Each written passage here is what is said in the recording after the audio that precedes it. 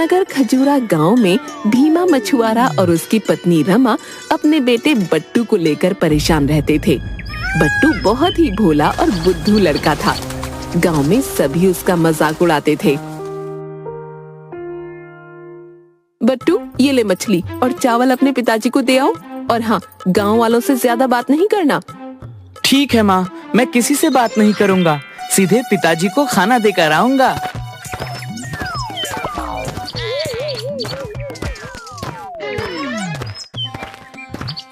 क्यों बट्टू, कहाँ जा रहे हो? पिताजी को खाना देने जा रहा हूँ। माँ ने मछली और चावल दिए हैं। भाई देखो, तुम मेरे पड़ोसी हो, तुमसे क्या छुपाना। कल रात मेरे सपने में एक जलपरी आई थी।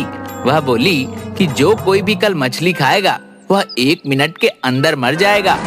हे भगवान, माँ को आज ही मछली बनानी थी क्या? अब क्या होगा?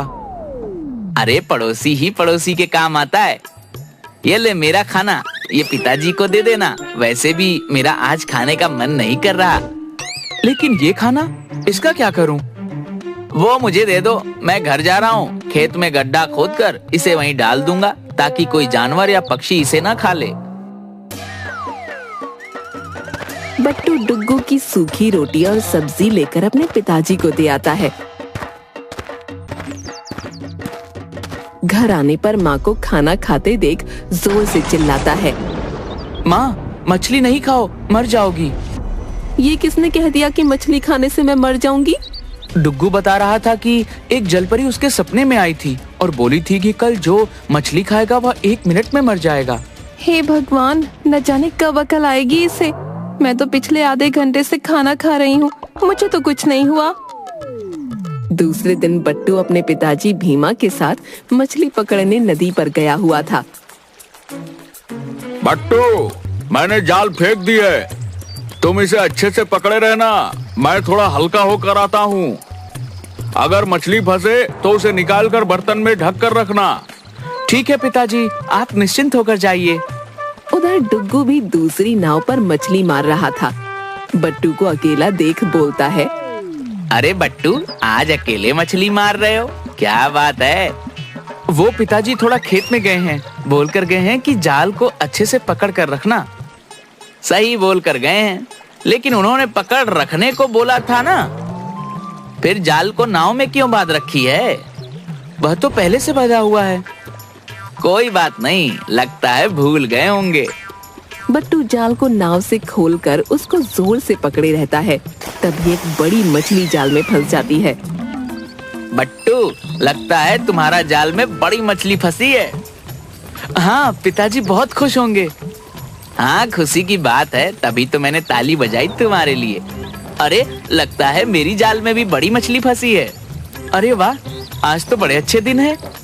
लेकिन मुझे मछली मिलने पर तुम्हें खुशी नहीं हुई लगता है। तुमने ताली नहीं बजाई, जबकि तुम्हें मछली मिलने पर मैंने ताली बजाई थी। अरे ऐसी बात नहीं है, ये लो, मैंने भी ताली बजा दी। बट्टू जैसे ही ताली बजाता है, जाल उसके हाथों से छूटकर मछली के साथ नदी में बह जाता है। डुग्गू हंसने लगता है। उधर बट्टू के पिताजी भीमा वहां पहुंचकर देखते हैं कि जाल नदी में मछली सहित बहा जा रहा है और बट्टू ताली बजा रहा है। मूर्ख कहीं का, मछली भी गई और जाल भी। जाओ, अब घर जाओ। कुछ दिनों बाद गांव में महायज्ञ हो रहा था। गांव के सभी लोगों को कुछ न कुछ जिम्मेदारी सौंपी गई थी। राजा के आगमन पर फूल की वर्षा बट्टू करेगा। तुम्हारा काम बहुत ही महत्वपूर्ण है। चाहे कुछ भी हो जाए बट्टू, तुम पेड़ पर बने मचान से इधर उधर नहीं जाओगे और ना ही फूल किसी और को दोगे। सरपंच चाचा, चाहे जो कुछ भी हो जाए, मैं अपने काम पर ही ध्यान दूंगा। तय समय पर राजा का आगमन होता है, लेकिन रात में खूब बारिश होने से गांव का मुख्य रास्ता दलदली हो जाता है, जिस वजह से राजा का कारवां दूसरे रास्ते से गुजरने का निर्णय लेता है। बट्टू, मचान से उतर जाओ, राजा दूसरे रास्ते से जाएंगे, क्योंकि यह मुख्य रास्ता आगे दलदली है। डुग्गू, इस बार मैं मूर्ख नहीं बनने वाला।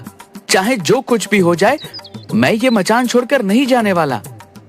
देखो भाई, माना कि हम तुम्हें बार बार बुद्धू बनाते रहे हैं, लेकिन इस बार सच बोल रहे हैं। राजा के मामले में झूठ बोलकर मृत्युदंड लेना है क्या? अगर मचान से नहीं उतरोगे तो वो फूलों की टोकरी हमें दे दो। हमें मूर्ख समझा है क्या? कल ही सरपंच जी सभी के सामने बोल चुके हैं कि फूलों की टोकरी किसी को मत देना और ना ही तुम मचान से उतरना। अरे डुग्गू, तुम लोग यहाँ पर क्या कर रहे हो? राजा का कारवां लगभग पहुँच चुका है, जल्दी से जाकर पुष्प वर्षा करो। पिताजी, ये बट्टू ना ही मचान से उतर रहा है और ना ही हमें फूलों की टोकरी दे रहा है ताकि राजा पर पुष्प वर्षा किया जाए। सुंदर एवं गांव वालों के लाख समझाने के बावजूद बट्टू मचान से नहीं उतरता और राजा बिना स्वागत के गांव में प्रवेश कर जाते हैं। दूसरे दिन पंचायत में, कल जो हुआ वह नहीं होना चाहिए था। एक लड़के के कारण गांव की सारी इज्जत मिट्टी में मिल गई। जी सरपंच चाचा, बार बार यही रट लगाए रहा कि सरपंच चाचा ने मुझे यहाँ से हिलने के लिए भी मना किया है। गांव के सारे लोगों की सुनने के बाद पंच ने यह निर्णय लिया है कि बट्टू को इस गांव से निकाल दिया जाए ताकि इसकी मूर्खता के कारण आगे और भी जगहसाई ना हो। सरपंच चाचा, मैं आज तक इस गांव से बाहर नहीं गया हूँ। मैं बाहर जाकर क्या करूँगा? मुझे माफ कर दीजिए, मुझे गांव में रहने दीजिए। बट्टू, उसके पिताजी भीमा और माँ रमा तीनों बहुत गुहार लगाते हैं, लेकिन सरपंच अपना फैसला नहीं बदलता। बट्टू को गांव से बाहर निकाल दिया जाता है। बट्टू रोते रोते कई गांव पार करके चलते हुए शाम में एक नदी किनारे पहुंचता है। पेड़ की छाया में सो जाता है। जब उसकी नींद टूटती है तो देखता है एक बड़ी सी मछली नदी के तट के किनारे आई हुई है और बट्टू बट्टू कहकर उसे पुकार रही है। अरे मछली, तुम बोल सकती हो? आश्चर्य किंतु सत्य। लेकिन तुम्हें मेरा नाम कैसे मालूम हुआ? तुम्हें याद है, एक दिन तुमने जाल में मुझे पकड़ लिया था, लेकिन फिर तुमने जाल सहित मुझे नदी में छोड़ दिया। मैं वही मछली हूँ। मेरी माँ एक जल परी है और वो मछलियों की रानी है। लेकिन तुम यहाँ कैसे आए? यह एक लंबी कहानी है। मुझे सरपंच ने गांव से निकाल दिया क्योंकि मैं बुद्धू हूँ और मेरी मूर्खता के कारण गांव की जगहसाई होती है। कोई बात नहीं, चलो तुम्हें मैं अपनी माँ से मिलवाती हूँ, शायद उनसे कोई मदद मिल जाए। मछली बट्टू को लेकर नदी के अंदर जल महल में जाती है, जहाँ पर उसकी माँ जलपरियों की रानी उसे वर मांगने को कहती है। जलपरी रानी, अगर आप मुझे सचमुच वर देना चाहती हैं तो मुझे बुद्धिमान बना दीजिए ताकि मैं अपनी बुद्धि से अपना परिवार और गांव का नाम रोशन कर सकूं। तुम चाहते तो सोना चांदी हीरे जवाहरात हमसे मांग सकते थे, लेकिन तुम्हारे भोलेपन को देखकर मैं बहुत प्रसन्न हुई। आज के बाद कोई तुम्हें बुद्धू नहीं कहेगा। तुम एक ज्ञानी लड़के के रूप में जाने जाओगे और ये कुछ स्वर्ण आभूषण मेरी तरफ से तुम्हें भेंट दिया जाता है। इधर गांव में राजा खड़क सिंह का स्वागत ठीक से नहीं कर पाने के लिए गांव के सरपंच और पुष्प वर्षा के लिए जिम्मेदार व्यक्ति को राज दरबार में बुलाया जाता है। अब मुझे कारावास होना तय है। मेरी मति मारी गई थी जो पुष्प वर्षा का कार्यभार मूर्ख बट्टू को दिया था। कहाँ हो भीमा? अब क्या हुआ? मेरे बेटे को तो तुम लोगों ने गांव से बाहर निकाल ही दिया, अब क्या हमें भी निकालोगे? भाई, मैंने तो बट्टू को गांव से ही निकाला। अगर अभी यहाँ रहता तो उसका कारावास तय था। चलो, राज दरबार में बुलाया गया है।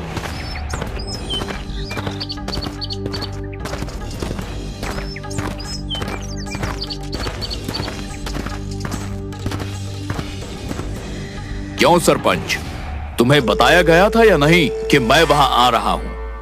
महाराज की जय हो। मुझे बताया गया था महाराज, लेकिन इस भीमा मछुआरे के बुद्धू बेटे बट्टू ने सारा काम खराब कर दिया।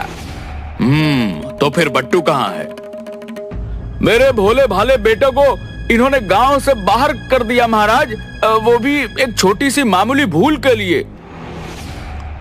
छोटी सी मामूली भूल? राजा का स्वागत में पुष्प वर्षा ना करने को मामूली सा भूल बता रहा है? मंत्री जी, इसे तुरंत कारावास में डाल दो। और सरपंच, तुम 1 सप्ताह के भीतर उस उद्दंड लड़के को मेरे सामने लाओ, नहीं तो तुम्हारा भी कारावास तय है। भीमा को कारावास हो जाता है। इधर खूब सारी संपत्ति लेकर दूसरे दिन सुबह सुबह बट्टू अपने गांव पहुंचता है। बट्टू को अपने घर पर देख उसकी माँ रमा बहुत खुश होती है। तभी वहाँ पर सुंदर बेटे डुग्गू और सरपंच के साथ आ जाता है। देख लीजिए सरपंच साहब, कल जिसे गांव का निकाला मिला था, आज वो फिर अपने घर में आ गया है। देखिए चाचा, आप मेरे पड़ोसी हैं, मेरा समर्थन करना चाहिए। मैं मूर्खों का समर्थन नहीं करता। देखो बट्टू, हमारी तुमसे कोई दुश्मनी नहीं है, लेकिन समाज कानून और नियम से चलते हैं। राजा का अच्छे से स्वागत न कर सकने के कारण आज मुझे राजमहल में बुलाया गया था। क्या तुम्हारे पिताजी को कारावास हो गया? सरपंच जी को भी 1 सप्ताह का समय दिया गया है तुम्हें पेश करने के लिए, नहीं तो सरपंच जी भी कारागार में डाल दिए जाएंगे। मैं राजमहल जाऊंगा। अगर मेरे चलते स्वागत में कमी रह गई थी तो इसकी सजा मैं ही भुगतूंगा। बट्टू सरपंच के साथ राजमहल पहुंचता है।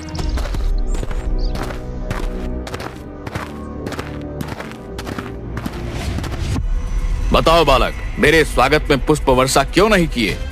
महाराज की जय हो। महाराज, पर पुष्प वर्षा की जिम्मेदारी मुझे सौंपी गई थी, लेकिन रात में भयंकर बारिश होने के कारण सारे पुष्प गीले हो चुके थे और हम नहीं चाहते थे कि गीले पुष्प से आपका शाही पोशाक खराब हो, अतः मैं पुष्प वर्षा करना उचित नहीं समझा। हम तुम्हारे विचार से बहुत प्रसन्न हुए। तभी दरबार में एक ऐसा बहुरूपिया आदमी आता है जो कई भाषाओं का ज्ञाता होता है। वो भरी दरबार में बोलता है, आपके राज्य में कोई ऐसा ज्ञानी नहीं है जो मुझे बता दे कि हम कहाँ से आए हैं। लगभग सभी भाषाओं पर उसका एक अधिकार था, जिस कारण ये पता करना मुश्किल था कि वो किस स्थान से आया है। अगर तुम इस बहुरूपीय परदेशी का सही जवाब दे दोगे तो तुम्हारे साथ तुम्हारे पिताजी को भी माफ कर दिया जाएगा। महाराज की जय हो। अगर आप मुझे 1 दिन दें तो मैं कल दरबार में ही बता दूंगा कि यह महाशय कहाँ से आए हैं और इनकी मातृभाषा क्या है। ठीक है, लेकिन ध्यान रहे, यह मेरी भी इज्जत का सवाल है। मंत्री जी, इन लोगों का रहने का प्रबंध महल में ही किया जाए। कहाँ मरवा दिया बट्टू तुमने। सही कहा गया है कि मूर्ख के संग रहने से हानि ही होती है। कल तो हम दोनों को फांसी लगना तय है। सरपंच चाचा, अब बस शाही आनंद लीजिए। रात में बट्टू उस बहरूपिये को सोने नहीं देता। रात भर बातों में जगाए रखता है। करीब 3-4 बजे सुबह जब वो बहरूपिया गहरी नींद में सोया था, तभी खिड़की से एक बाल्टी पानी बट्टू उस पर फेंक देता है। गुस्से से वो बड़बड़ाते हुए उठता है और फिर चादर तान कर सो जाता है। दूसरे दिन दरबार में, हाँ महाराज, है कोई आपके राज्य में ऐसा ज्ञानी जो बता सके कि मैं कहाँ से आया हूँ? बताओ बालक, कुछ पता चला कि यह कहाँ से आया है? महाराज, यह महाशय सुदूर दक्षिण से आए हैं।